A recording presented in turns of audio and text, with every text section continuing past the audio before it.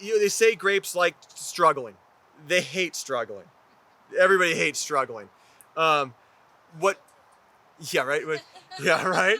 But what grapes like is climatic shifts. So Bucks Bar in June is ungodly hot because the wind drops in the canyon. So it's really hot. But by this time of year, it's 10 degrees colder than Fairplay. So it has this interesting dynamic where you're like, I can see how that's going to develop flavors that I can use in my winemaking, right? And a lot of times those are vineyards that stick on a promenade. So we have these canyons, right? We have here, the river canyons, things that stick out, knolls that stick out that are, conspicuous. Those are going to be the places where you get the most flavor development because they have the most interesting things going on. Like nooks and crannies, holes, things that don't see a lot of sun. That's probably great for champagne. Things that are on the knoll are going to get the most sun, the most wind.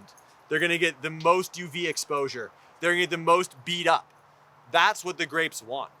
You want things that are, they feel those stresses. They don't want to be stressed.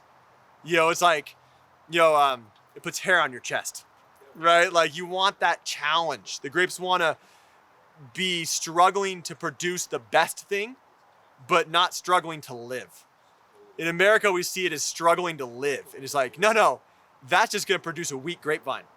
Like you want a grapevine that's struggling to produce excellence, and those tend to be those places. And I'm not the only person that thinks this. Like, there's something about that place. If you look at the way it's drawn, the Cosumnes River goes like an arrow and then hits that wall and turns around it.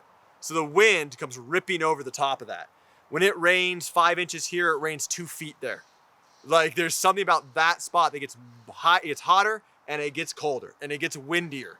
Everything about it is like, okay, it's got great soil, the plant should grow great, and then the environment should stress them. And that's the things I'm looking for.